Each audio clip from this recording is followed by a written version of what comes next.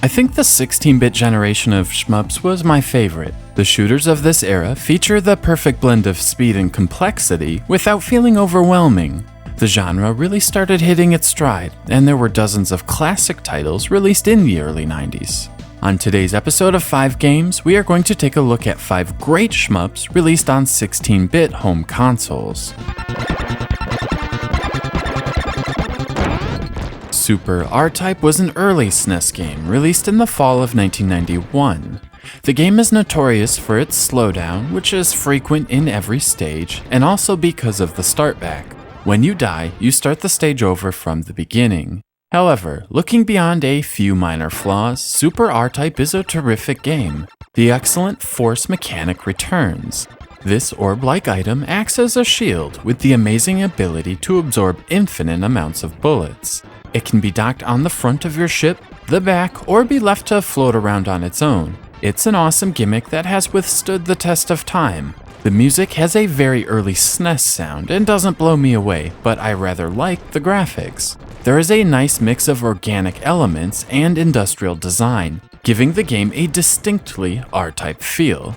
And of course, Super R-Type features terrific bosses with challenging patterns. Super R-Type is a great example of what a great shmup should be.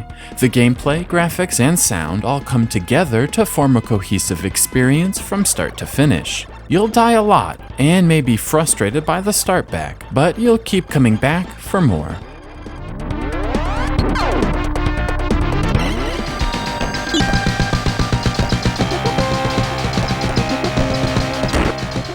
Steel Empire was developed by Hot B and released on the North American Genesis in 1992.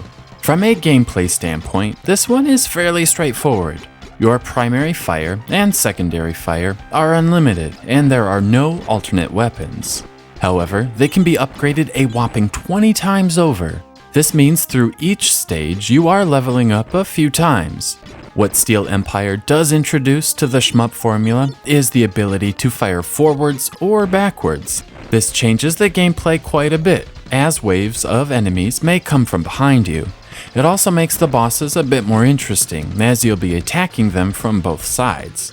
The best thing about Steel Empire is its steampunk aesthetic. The entire game is oozing with steam-powered contraptions with a beautiful color palette to match.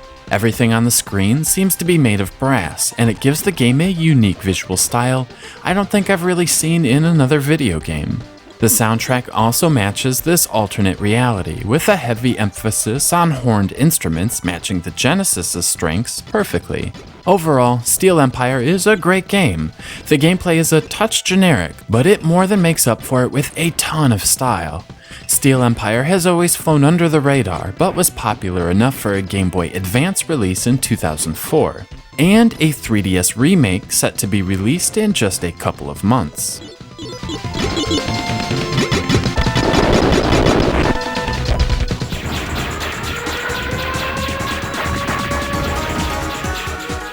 While the Neo Geo is more famous for its huge variety of fighting games, the system also has a fair number of strong shmups. Last Resort was re-released on the Neo Geo CD in 1994 and is one of my favorites.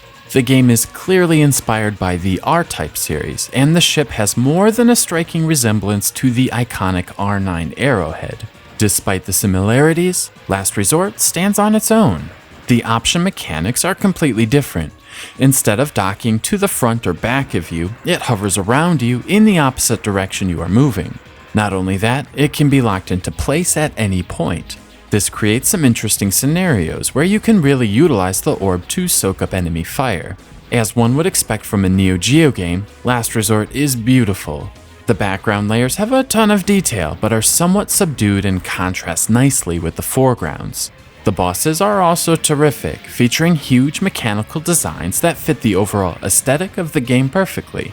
Like all great shmups, the controls are buttery smooth and make playing through the game's 5 brutal levels a real treat. If you've got a Neo Geo CD, you definitely need to check out Last Resort.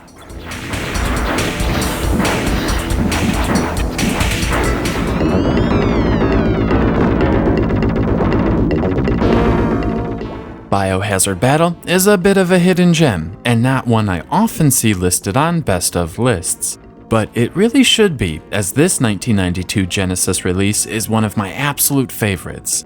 The gameplay here offers a bit more variety than the games we've just looked at. First off, you can choose between 4 different ships, each varying in power and speed. There are 7 weapons total in the game, with each ship having access to 4 of them. You can switch weapons on the fly by selecting the appropriate colored power-up. Like its peers, Biohazard Battle also has a helper orb that dishes out fire and soaks up bullets. This one also moves in the opposite direction of your ship, but cannot be locked into place. Like all great shmups, Biohazard Battle has a ton of style. The theme here is water, and most of the enemies on the screen resemble oceanic creatures, despite flying around in the air. It's a really unique take on the genre, and I love the art direction. The sound is more of a mixed bag, but again is incredibly unique. It's not so much music as it is ambient noise with rhythmic patterns. I rather enjoy it, but I wouldn't call it memorable. Still, sound aside, Biohazard Battle is a great game that deserves more attention than it receives.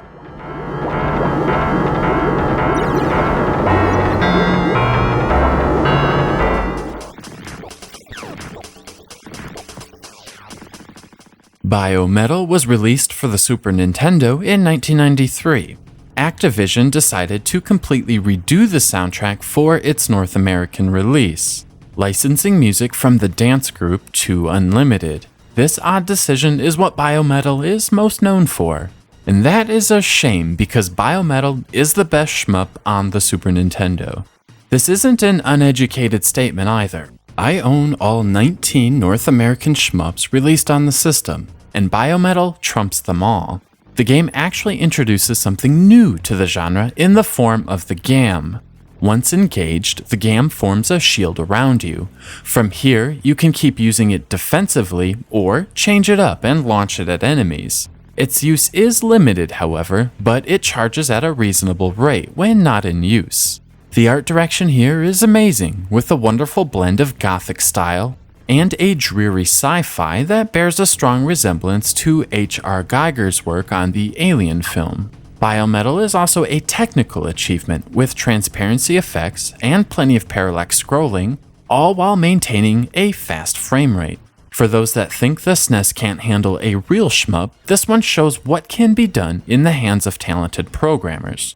Biometal is truly an underrated gem and belongs in every gamer's collection. So there you have it, 5 great shmups released on 16-bit home consoles. Now, this is not a definitive list, nor is it intended to be a best of, so be sure to leave a comment and let me know which 16-bit shooters you enjoy.